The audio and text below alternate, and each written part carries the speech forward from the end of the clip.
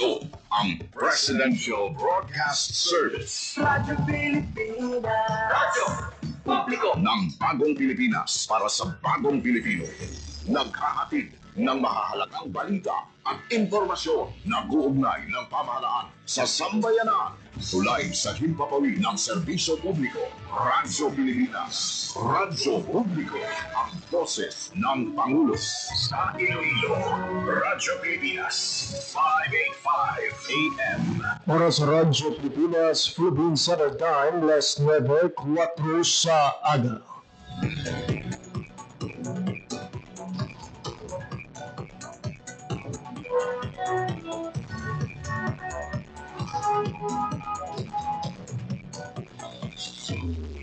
Western Visayas, Panay Island na tinamaan itong island-wide blackout. Ang pagsulot muli sa mga asin motor share. Pinaka-purpose na ini para sa operation natin. We have that in collaboration with the department. I am again standing up. Mapiktahan na ang freedom of expression. Sa Office of Civil Defense naman po, balita, issue, kag iban pa.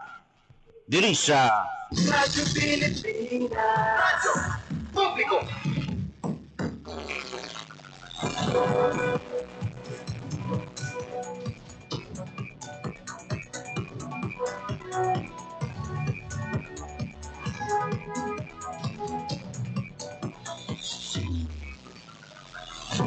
Mayraga, Pilipinas, Mayraga, Western Visayas, sunod kag probinsya sa Iloilo, kag kutob sa malabutan sang amon pagserbisyo. Bingkaman nga bahin sa kalibutan, nagahatag kami sa katuhuran. Mayong aga, good morning sa inyong tanan. Mga abyan, welcome sa isa naman edisyon sa pagpakalagad sa programa Balita, Issue, Kagiban pa. Adlaw ko karon sa Lunes, Enero 5, 2026. Ini mabyan ang labing una sa apatanan ka Lunes karon nga unang bulan sa tuig 2026.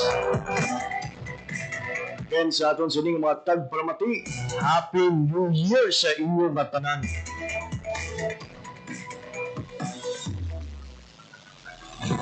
Malinggaw po ninyo, tubtob alas 9:55 subong iyang aga. Ako ang inyong alaga, JP Herbas. Sa aton nga mga sukitag palamati all over Western Visayas, province sa Baclan, Antique, Capiz, Guimaras, Iloilo, kag suluman sa aton mga kulturan sa Negros Occidental, maayan-ayan gid nga aga sa inyong tanan. Ginatamaw tuman sa isa kamed-ayan nga aga ang tanan mga overseas Filipino workers and Filipinos living abroad. Managaw sa aton sa nga pagpalagad pinaagi online.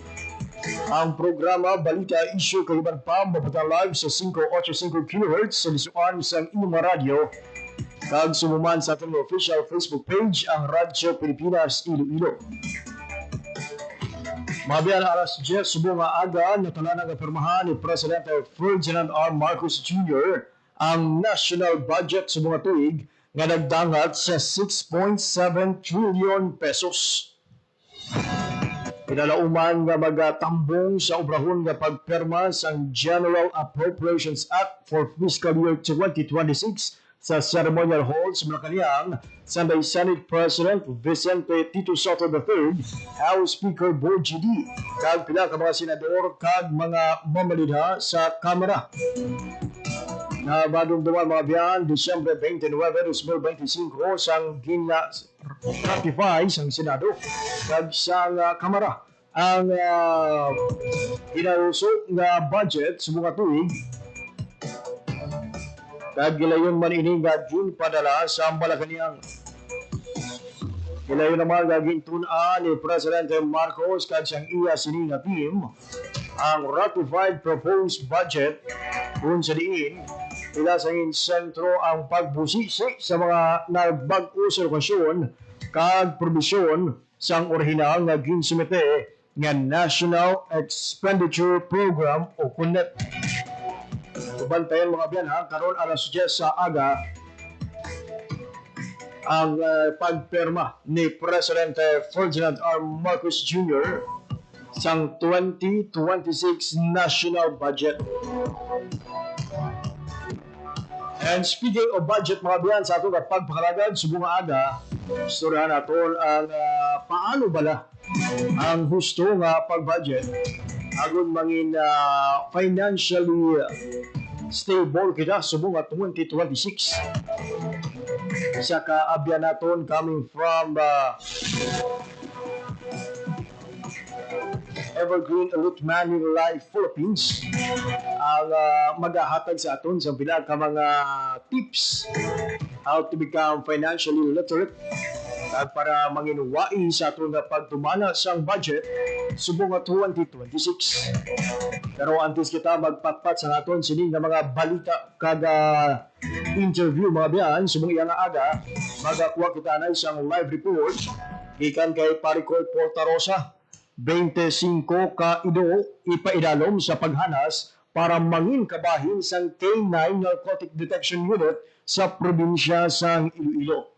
Yari naman mga biyan ang panibag-o nga development kada isagid sa mga ginalauman nato magapabaskog sa kampanya kontra illegal nga droga. Kag para idulong sa aton ang detalye sa balita, kuwaon naton ang live report ni Paricoy Portarosa. Radyo Pilipinas. Radyo Pilipinas. Report. Paricoy, good morning. Marikoy, mayong agay paidalom sa pagkanas ini nga 25 kaydo nga potensyal nga mga kabahin sa K9 Narcotic Detection Unit sa probinsya sa Iloilo. Suno kay Iloilo Police Provincial Office Spokesperson Police Lieutenant Colonel Rolando Aranyo katuyoan sini nga pabaskugon ang drug prevention program sa probinsya kay kung naobserbahan sa aton nga mga tagpalamati naglampot sa 165.97 million pesos na balor sa illegal na droga ang nakumpiska sa 2025 kay ang goal subong sa probinsya sa Iloilo headed by Governor Toto Defensor ang kapulisan nato no kag PDEA na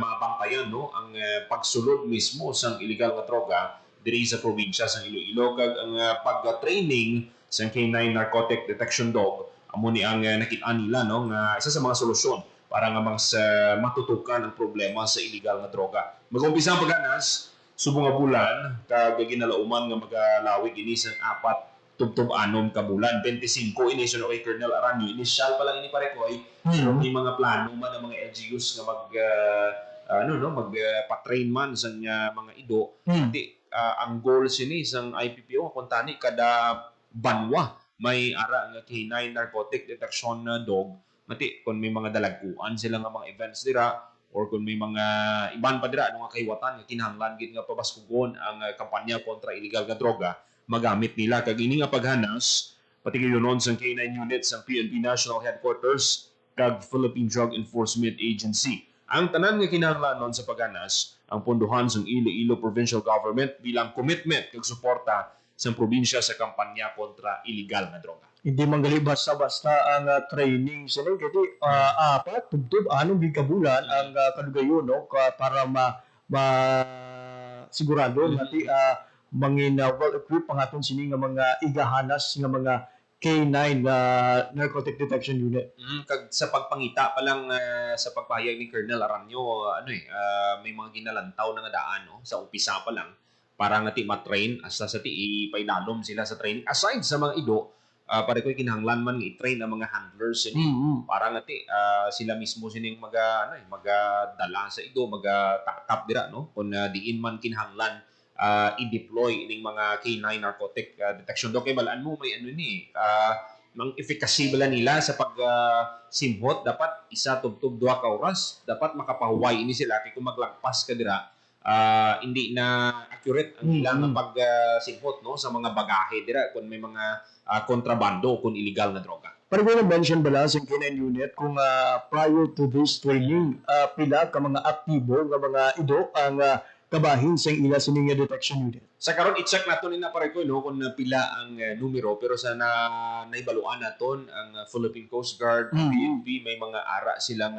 narcotic detection dogs pero masiling naton nga kulang ini kasi pila lang kabilog kag ang nakita naton kung may mga dalagko nga events naman kung may mga Semana Santa, Pasko, bagong tuig may mga damo ba lang nga nagadagsa nga pasahero Dira usually ang pag-deploy sa K9 narcotic detection dogs. Pero sa nakita naton, what if kada adlaw may nagabantay dira, consistent ang monitoring, kasi nga magduwa-duha na ang mga nagaplano nga magpasulod sang illegal nga droga sa probinsya sang Iloilo. You're looking forward for a more improved monitoring and detection sa droga, especially sa mga pantalan o paluparan ng masaming ginaagyan sa sining mga illegal na droga nga nagasulod diri sa aton nga rehiyon. Sa na-observe naton, pare ko, sa mga paluparan, medyo ayawan gito mga drug couriers nga magpasulod, magbiyahe sa mga kontrabando nga ni. Pero sa mga pantalan, sa nakita naton, kinahanglan gid nga if up nilang ila efforts kay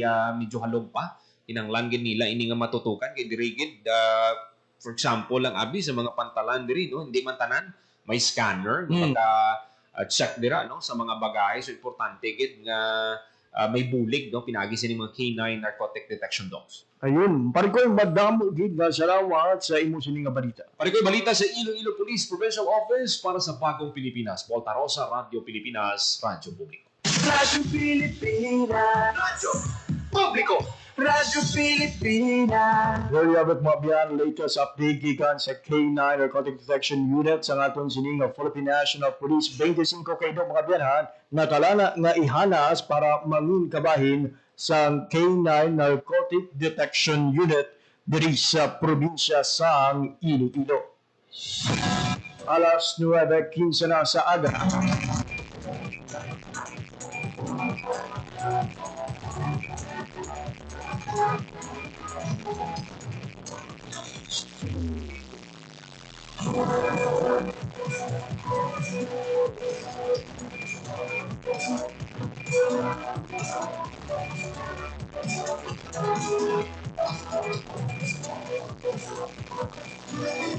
So okay mga biyan subong adlaw sa Lunes alas 10 sa aga natala nga pirmahan ni President Ferdinand R. Marcos Jr. ang 2026 national budget. Ano bala ang mga kautan sa sining General Appropriations Act for fiscal year 2026? Pagperuhan bala ini bugos ni President Ferdinand R. Marcos kung may ara siyang pag-pito ng mga item o linya sa siniiyang national budget. Nang aton nga paghibaloon mga biyan sige lamang madugay right after the signing of the 2026 General Appropriations Act.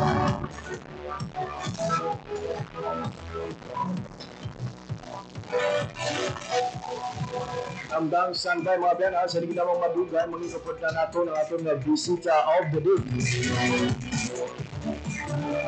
Ang aton nga abyan nga si John V. Amido. Para istoryahan naman ang pagdumala sa budget sa buong tuig 2026. Kapag natin via Zoom, aton nga abyan nga agency unit head sang Evergreen Orit Manulife Philippines, Sir John V. Amido. Migo John V, mayong aga kag welcome sa pagpakalagad sa ang programa Balik o Kagiban Pa. Good morning, and Happy New Year, Sir JP. And I'm happy to reconnect with you after a long years of not seeing each other. I hope everything is okay. Happy New Year man si mo, Migo John V, no? Ang aton subong nga pag-istoryahan ang tuhoy sa financial literacy. Especially nga sa subong nga bagong tuig halos nanan target ang maangkon ang financial kaduganaan o financial stability subong iyang tuig. Pero sa simple nga mga tinaga, ano bala ang buot siningon sang ginatawag nga financial literacy o kung pagka-financial literate? Yeah. So, well, first and foremost, thank you. Thank you for the invite. To joining your program today, amigo, JP. Yeah, financial literacy, from the word financial means money.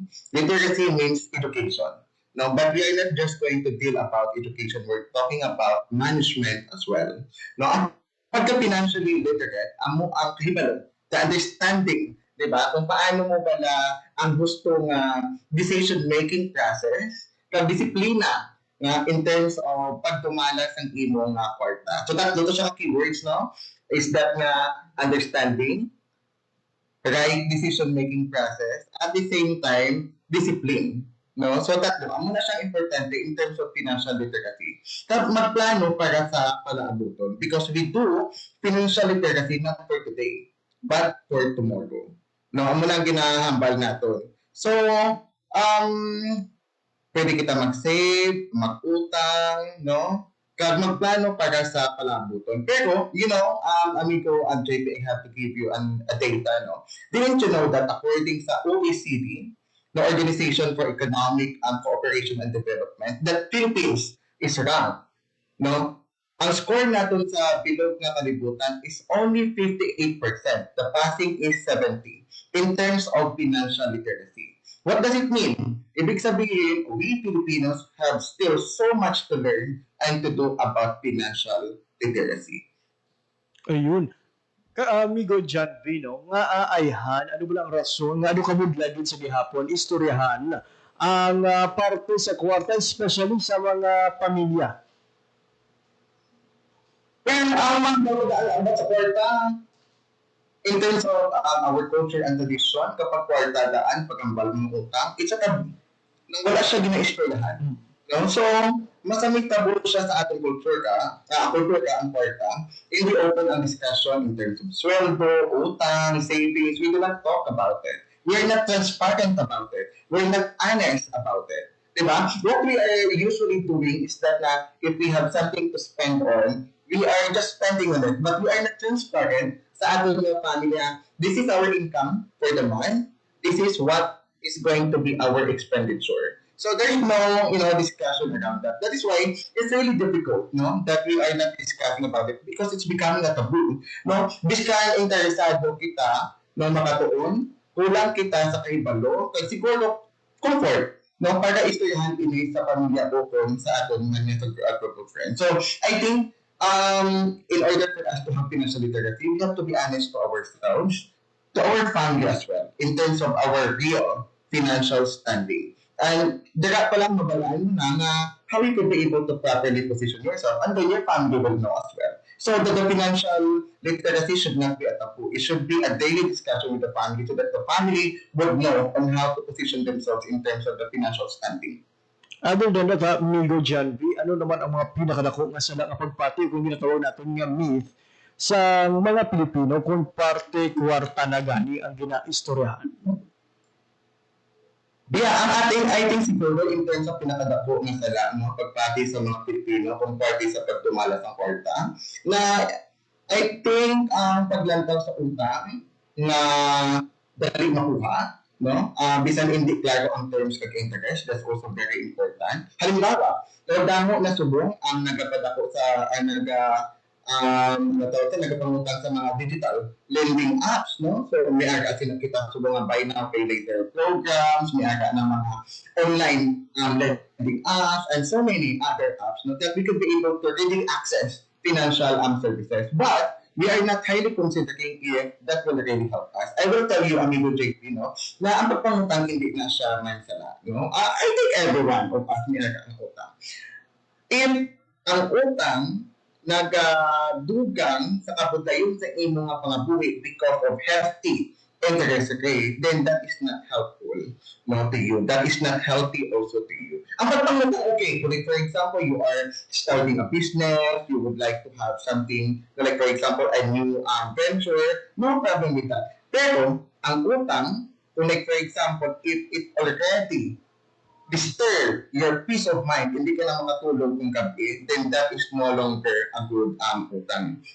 So, pag nagataak ang time na ginagugol sa mga Pilipino, in terms of, really ang atong daan is that if we have the money now, okay, no problem, we're going to spend it now. We're not really thinking about tomorrow. So, dapat ang atong yung mindset is that save today, what you save today will save you tomorrow. Amo na siya ang pinakadako tani nga importante tani nga aton nga habit, Pero ang mga Filipinos, we don't have that. And then based on our studies as well, na in terms of ang pagpangutang in terms of savings, in terms of financial literacy, no?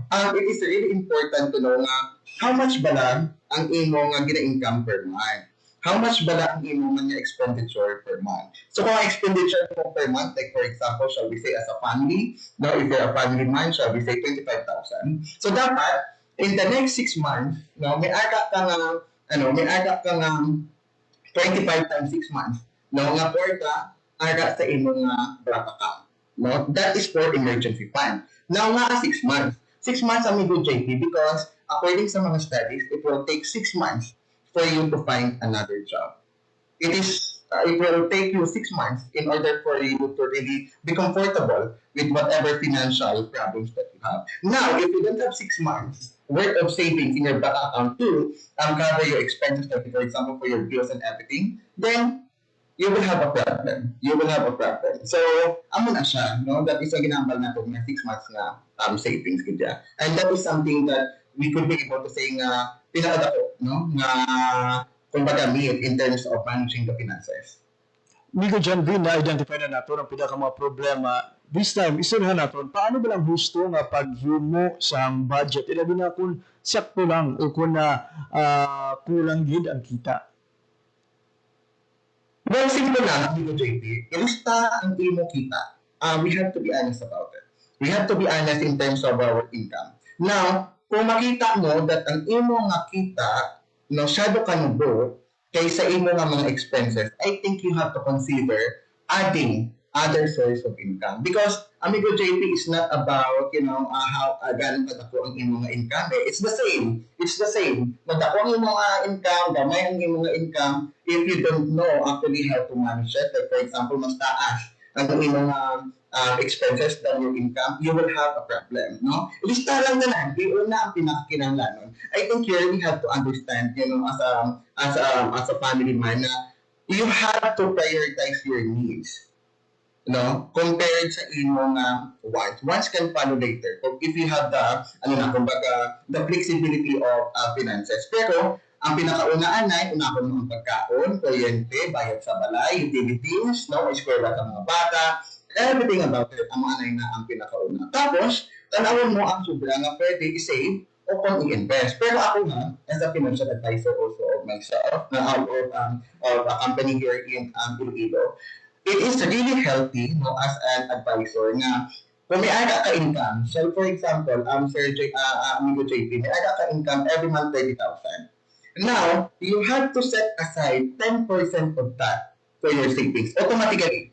Do not wait to save na after all the expenses ang mo pag-save mo. No. Pag abot sa kwarta mo, dapat automatically you separate 10% of that. So what is the 10% of 30,000? That's 3,000, correct? So, i-separate mo na siya dayon, ibutang na dayon sa imong savings. And then whatever is left, dira ka na makuha sa imong mga needs, no, na pambayad sa, for example, sa bills and utilities. And then, later on, it will just, may trailer of kumbaga savings and everything. Then, hindi ka na mabuntayan because you have the savings. Amo na siya ang importante. And kinahanglan gid, no, nga mag-adjust kita sa aton yung lifestyle. Because I have to tell you, sa damo nga mga tao makita ko, like for example, ang ilang work is that nga hindi mo gid sila ang good paying. But why is it that you are spending your time drinking those expensive coffee, every day? No, so you have to adjust your lifestyle as well because it's not about the income. Because sometimes the one that is making our downfall because of our wants. No? Wala natin gina-adjust na like for example, okay, sabong hindi alay ko nga adlaw abi milk tea. Or like for example, mag-milk tea ako, twice a month. Or today, hindi ako mag-soft drinks, no? So, bisan na may kagmay ng mga bagay, but if you're going to compute it on a monthly and yearly basis, dako-dako na siya eh. Dako-dako na siya ang impact niya sa imo mismo financial na, kumbaga, sa situation sa imo kabuhi. Do not underestimate ang mga gagmay na mga expenses na for you it's nothing because you're happy about it.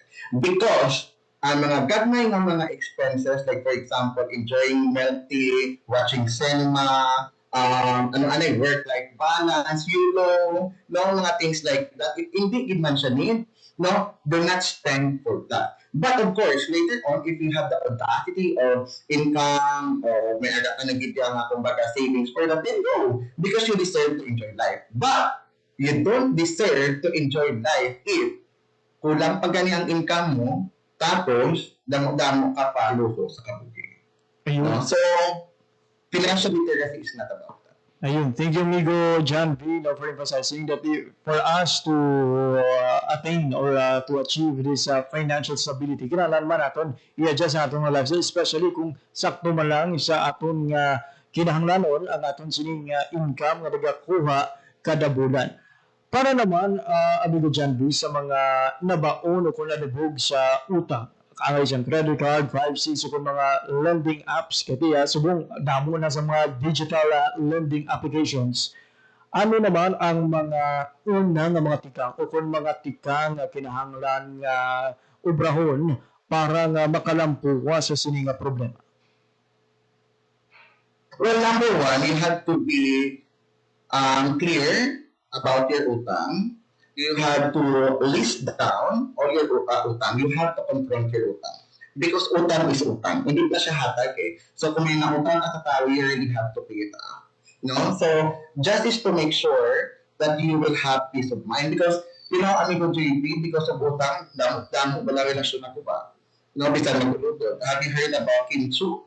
Have you heard about nga ginkasuhan ng iyang ang iyang sister because of istapan. Damo-damo mga amigo, ang mga amiga nagkalaguba because of utang. In as much as possible, hindi kita magutang. We have to work or live within our means, no? Within our means ng gidya. You know, you don't have to buy a new car kung wala ka bagid man kinanglaban sa new car, di ba? Just to show off that you are kumbaga rich, that is not good, no? So number one, you have to recognize the needs. You have to recognize your utang, no? So you have to visit down. That hindi naging magdugang sa utang. I think that's the most important thing, no? And then, once you have list down everything, tanan mga utang, amati. Now, you have to identify din ito ang dako nga interest, din ang may kamay nga interest. So, kung dako nga interest, ibig sabihin, you have to prioritize it first, diba? Pagka nga, kumbaga, hindi mo dako ang imo nga baragan, no? And then, until such time, bisan paamat-amat na, like, for example, if you have utang sa bank, then, may mga loan ang arrangement sa bank that you could be able to take on, then take that, no? Pagka lang, kumbaga, makita nila that you are responsible payer, at the same time, mapuhinan man ang imo nga responsibility in terms of your financial obligation. Bayaran anay ang mga pinakamataas na interest. Ini, simple lang, pero epektibo nga pamaagi agad hindi maglapaw ang interest at makuha ka sa utang. Because right now, we have to be honest about that. If you have utang sa bank, mabutayan ka na mag-access sa mga financial services in the future. Because pag utang pa lang sa pangalan mo, automatically gagawa na. Diba? Tanan nga mga history of debts. So, we have to be careful about it. And financial, kumbaga, yung mga financial footprints, very important na siya because maybe right now, you don't need a loan. You don't need to access financial services sa bank. But, once you have your own family, if you're starting your own business later on, hindi ka makakuha sa salakyan, hindi ka maka-access housing loan, hindi ka makakuha business loan, it's because you have a very bad debt record. And we don't want that to happen as well. So as early as now, confront it, settle it, pay it. Ayun. Bigo dyan, Vino, na-mention mo kayo na nga madamo sa mga nagkalaguba nga relasyon to the point or to the extent nga even mag-ulutod, pasagaay na sang kaso o bangod lang sa utang. Pero hindi man manigar nga kabahin na sa kultura nato niya nga ang mga pamilya nagaprapit sa ila sining mahiwata para nga magpangayos ang bulog kung pagtabang pinaagi sa pag-utang. Ang pamangkot naton, paano ba na ang pag-indi o kung pagbalibad sa mga paryente kung abyang nga mga utang nga wala nagakasakit ang iabuot o kung nagakaguba ang inyong relasyon? Well, number one, transparency. Transparency. Na amo na binigyan makaya niya. Like for example, ako amigo JP, I travel a lot. Dati, when I come back home, permi ko kabakal sa mga pasalubong, no? Sila nadaan, pagaling ko, wala na nagkatag sila pamasahe sa ako, maglakad sa break, pagbalik ko na madamon na kapangayo sa pasalubong, no? Pero, wala na ako naghahatag pasalubong. No, I never buy na mga chocolates or whatever, no, para kami hatag sa ila. Because, for me, that is an added financial burden. No, ay, nasanay na sila. Because you have to understand what you allow continues. Alright? So, if you allow them, na like for example, magulang sila sa imo, 2,000, 2,500, do not give the whole amount. Give what you can. I mean, like for example, kalabanan daan kung may mangutan sa imo, is that na ang ending sila lalo na kapag family type yun na, di ba? So, malang ka lang, hatag ka lang kung ano ang makaya mo. Like for example, out of 2,500 na gina-request niya, hatag ka lang 500. But do not expect na bayaran ka pa niya. Kung baga, hatag na ng tubuling na ito. So that, na, if like for example, hindi siya makabayad, hindi ka masakitan. No? So, amo na siya. No, that's what I am doing personally. And I have to make sure as well na like for example, kung wala ko kwarta, hindi ikuya magpahulang. Hindi ako pwede, na like for example, wala ko kwarta, mangitagi ko paagi para makapagulang sa ino. Because ang ending sila, it will be your reputation that is at stake. No? So, mabudayan ka man. So, you have to teach them. No? If we are really serious about financial literacy, then it should start from within us. No? But that is something that we have to be serious about. No? So, give what you can. Be transparent about it and tell them, amla na yan, kakayahan mo yan. Then we cannot compare you to do and give more, di ba? Because that's all you can give. Ayun, maghatag lang sa masarangan. Kung maghatag ikaw, kung magpahulam, ang nang pondo nga bisan hindi ka pagbayaran, hindi maglain ng imo nga buot, no? Kay para wala siyang may maguba gin nga relasyon, kada hindi magabot sa punto nga bisan kamukha mo na lang pasakaay pa sang kaso bangod lang sa utang. Migo Janvi, kaina na-mention naton o kung na-mention mo ang tuhoy sa pag-budget. Pero may ara bala, Migo Janvi, isang eksakto yun nga formula para magmadinalagon kita sa pagdumala sa aton nga pondo. Yeah, maginambal kita na financial savings, alright? So the financial savings is dapat actually, ang typical sina is 20% of your monthly income. That goes to savings. No, but if like for example, hindi na ko kita expenses, you can adjust it to 10%, but not lower than that. No, because ang lang ginambal balang sultuhan mo ang kagalingon mo from your own income. Kaya kung ginasultuhan mo gamay lang yung kagalingon, no, at 500 per month, then what kind of kumbaga ang sweldo to para sa imong mga kagalingon.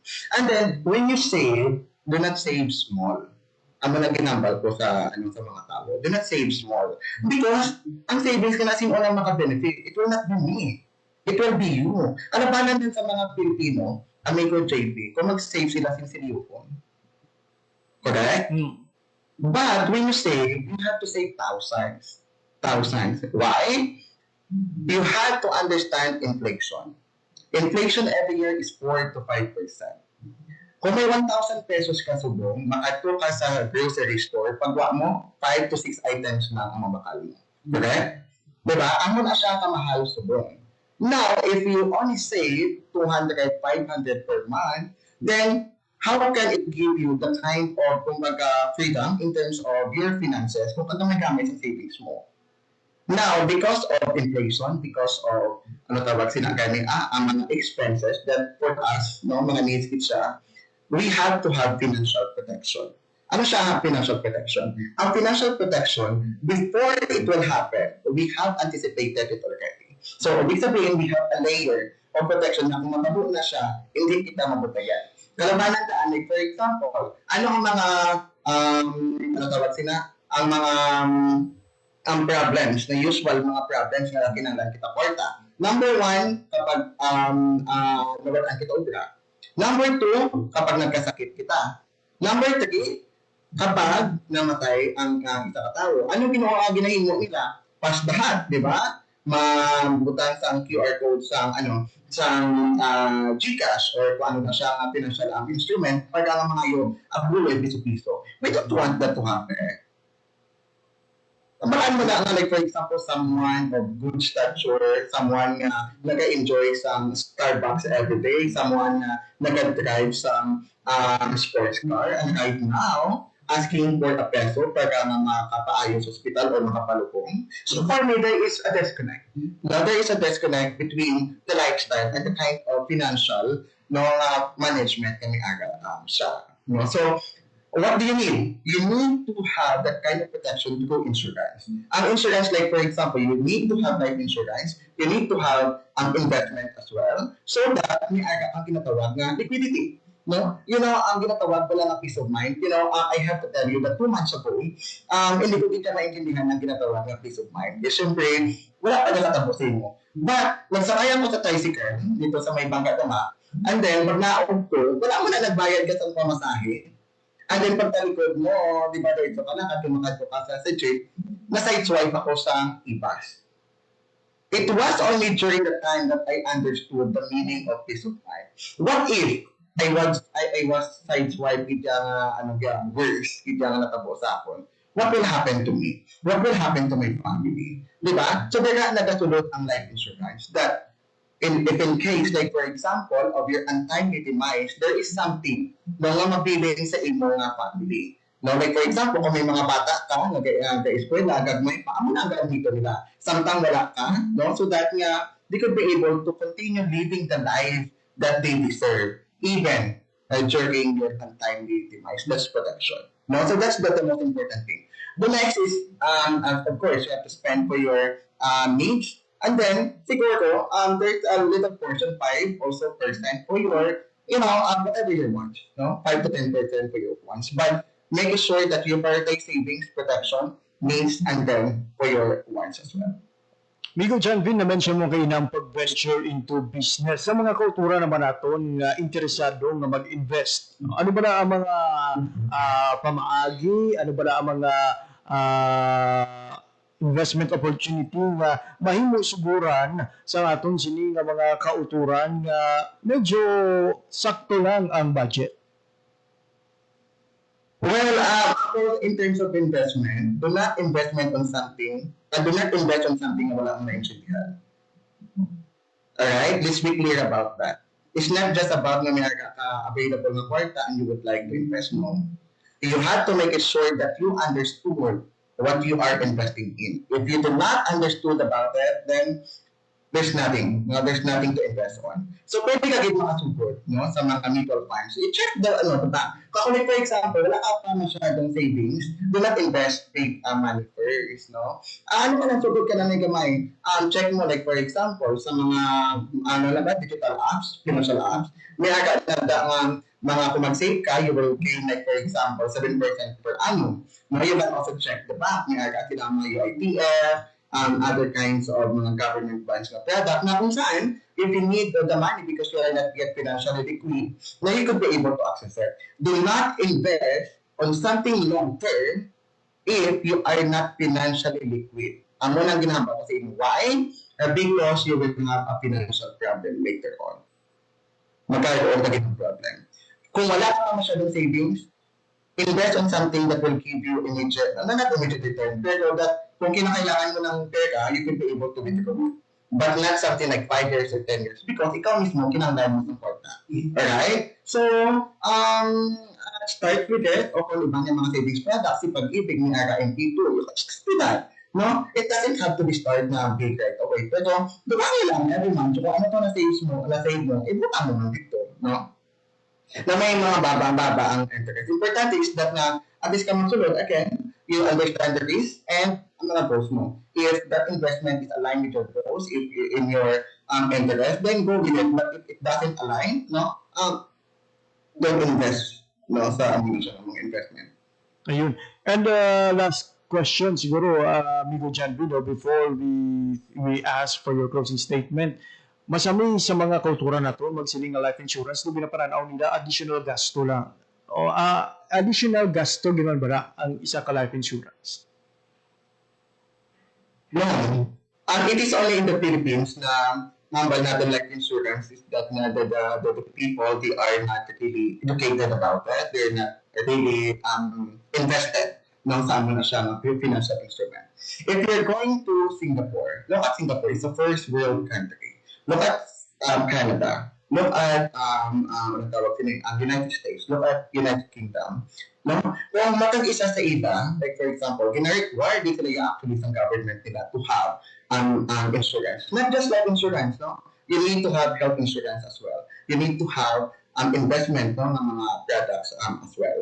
Why? Ang ano na sa amigo JP is that na if something happens to you, knock on wood, like for example, na hospital ka, who will pay for it? We have to understand PhilHealth will only cover 10 to 20%.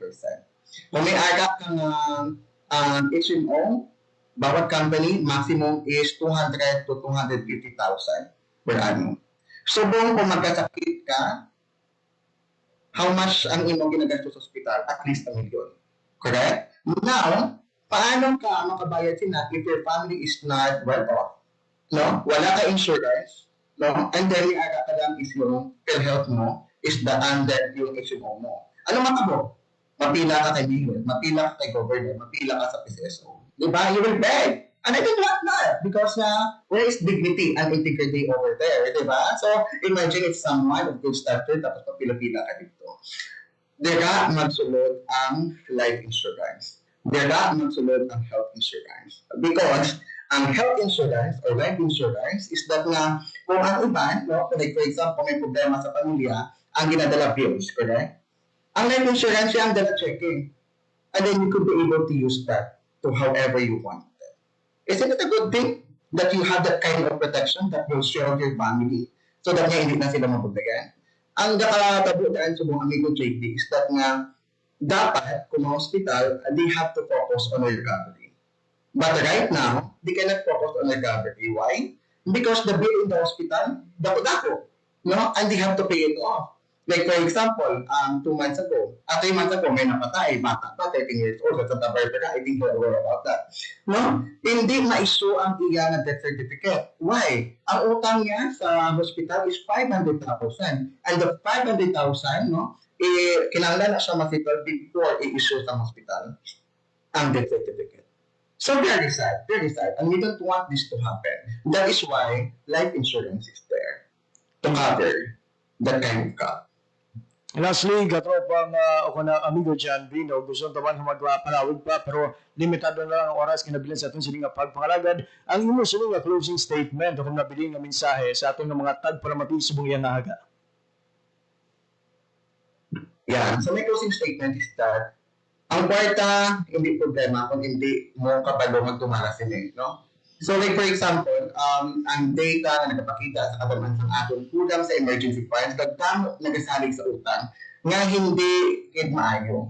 Pero kung may financial literacy, budget savings, kagusto ng disiplina, pwede kid natin mabago ang atong kabuhi financially.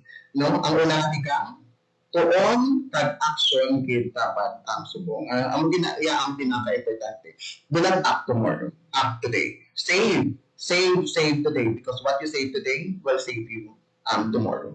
Ayun. Thank you for that powerful closing statement. No, save today because what you save today will save you tomorrow.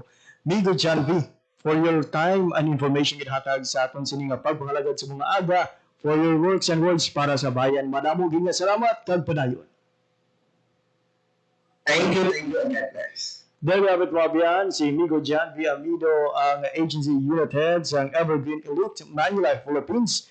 Angot sa financial literacy, kabagatag sa aton sa pinakagiya, agad nga malang pawasan naton ang mga problema pag-abot sa kwarta. Alas 9:48 na sa aga. Bahay nga nangin mabinong ako ng aton sining hinon-anon with Migo John V. Subong iyang aga. Kabay nga may napulot ng umabiyan ng mga tips para nga mangin financially sustainable kita.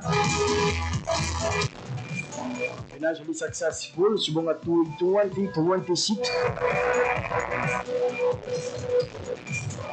Alas 9:48 sa aga.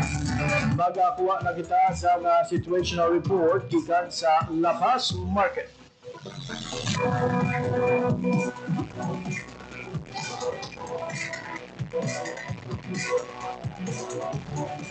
Oras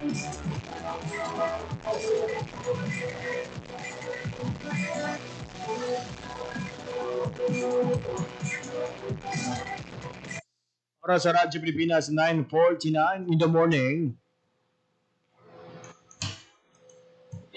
Kala na ito mga biyan ang aton sininga koneksyon sa aton patrol with Janelle Baclay.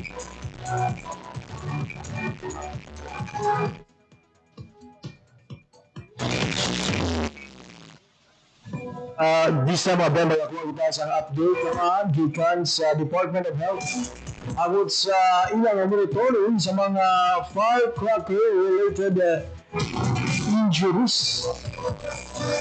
Bukan sa ato kapag sugalaw sa tuwing 2026. Para dulong sa ato na detalye sa balita, gawa natin ang live report ni Lodin Meron Grace Adanyata. Radyo Pilipinas, report.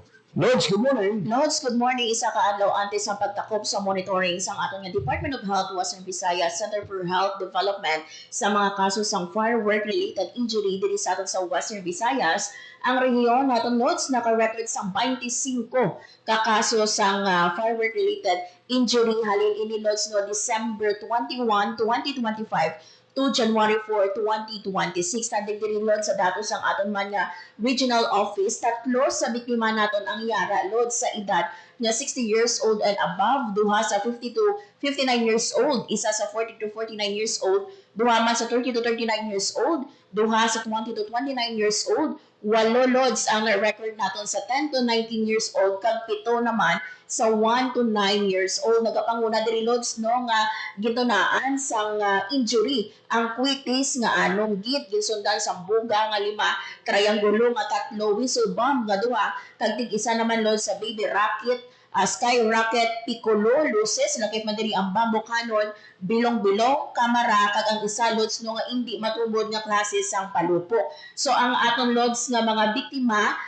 20 or 20 sa ila Lods ang gindala ini sila sa mga balay bulungan naton kag papauli. 3 Lods sa ila ang naka-admit, isa ang nagpamalibad for admission, kag ang isa Lods no gin-transfer sa isa ka ospital. So ang ini Lods naton nga mga cases halin ini sa mga Sentinel hospitals naton. Ang mga identified naton ng Sentinel hospitals are WVMC, WVSGH, kag Iloilo Mission Hospital. So January 5 Lods ang ulihi nga monitoring sang aton nga DOH para sa cases naton sang firework-related injury. Hopefully Lods hindi na madugangan no ining 25 naton nga kaso sang firework-related injury diri sa Western Visayas. Kung basihan naton Lods ang datos Lods, nagnubo ini sa 65% ang aton nga cases no kay ti isa man diri sa ginalantaw nga reason amo Lods ang paspas naton no nga mga kampanya no kay ti halin pa sang January or antes pa Lods no ang ating nga monitoring ang aton nga DOH November pa lang or early December pa lang Lods nagakampanya na ginino sa publiko nga ti likawan ang aton nga pag-usar sang palupo. I don't know lang Rose kung na-notice mo man nga aside sa siyempre paspas lang no sa aton sining nga kampanya ang tradisyon subong iya do amat-amat ginagaluya no kilalang ang nagagamit Christmas lights even ang paggamit katurutot no hindi na amos na so ang paggamit sa palupot no apektado man Yes, correct ina Lods no. Actually mi ana kita na interview before Lods no nga di ba makot naton nga ado kumbaga wala na sa mga Christmas decorations sa ila nga palay ti isa man diri Lods sa ginapahayag nila nga ti malabay man gyapon ang Christmas New Year man sa gihapon no bisan wala ika sa Christmas lights kag isa Lods sa ila no nga New Year's resolution amo ang pagtipid. So that's why nga instead no nga mabakal ini sila sa mga Christmas lights no o mga palupok Lods even gani mga turutot do wala nagagamit Lods subong hindi pwede ka naman kapatik-patik. So according sa ila Lods prefer nila no nga makatipid sila no sa pag sugala sa bagong tuig. Ayun Lods madamog na salamat sa inyong balita. Report gikan sa DOH Western Visayas Center for Health Development, Maria Grace Aranyata para sa Bagong Pilipinas. Gagawin mga biyan ang latest update tungkol sa fireworks-related injuries diri sa Western Visayas. So 25 lang mga biyan kakaso so far na record as of 10:59 a.m. sa Enero 4. And look forward mga biyan nga ang hindi nga numero hindi na magsaka o kung hindi na madugangan pa. Nagkabay nga pinaagi sa sining mabasko nga kompanya sa aton sining ahensya sa gobyerno, Department of Health, Bureau of Fire Protection, at sa ibang pa mga government agencies. Ang welcome nga wala na kita sa mga record nga firecracker or firework-related injuries diri sa Western Visayas. Alas 9:54 sa atin. Wala kita sa oras na nabiling sa ating pagpalagad. Dili na bilamang kuto ba ating edisyon sa mga daw sa Lunes, Enero 5 to 2026. Sa ngalan sa akong mga katuwang teknikal, Mr. Alan Defante sa studio, kami Mr. Roger Jones sa Tahero sa transmitter. Ako naman ang hindi na JP Harbas. Madamong na salamat sa inyo pagpamati. Maayong aga, Pilipinas. Balita, issue, kag iban pa. Diri sa Radyo Pilipinas. Publiko. Radyo Pilipinas. Ang inyong tulay sa himpapawid ng serbisyo publiko, ang Presidential Broadcast Service, Radyo Pilipinas, Radyo Publiko. Radyo Pilipinas. Radyo Publiko. Kinilala ng pang-international at prestigyosong Asia Pacific Broadcasting Plus Awards 2025 para sa kategorya ng Government Streaming. Ito ay dahil sa epektibo nitong pagsasanib ng mga tradisyonal na media tulad ng telebisyon, radyo at print para masabayan ang mabilis na pag-inog ng mundo ng digital at social media tungo sa mas epektibong paghahatid ng mahahalaga at napapanahong mga impormasyon sa mamamayang Pilipino. Kinilala rin ang Radyo Pilipinas dahil sa patuloy na pag-akyat ng rating. Ngayon ay matatag sa pang-4 na pwesto sa Mega Manila ayon sa pinakahuling Nielsen Radio Audience Measurement Survey. At sa social media, nakamit ang higit 2,000% pagtaas ng bilang ng mga sumusubaybay sa Radyo Pilipinas page sa unang bahagi ng 2025. Patunay ito na ang inyong Radyo Pilipinas Radyo Publiko ay tunay na kaagapay ng inyong pamahalaan sa paghahatid ng serbisyo sa mga mamamayang Pilipino. Mula sa aming lahat, sa ngalan ng inyong pamunuan at mga kawani ng Presidential Broadcast Service, kasama ang inyong mga himpilan ng Radyo Pilipinas sa buong kapuluan. Maraming salamat po sa inyong lahat, sa inyong pagtangkilik at pagkilala. Radyo Pilipinas. Radyo Publiko. Radyo Pilipinas. Radyo Publiko. Radyo Pilipinas.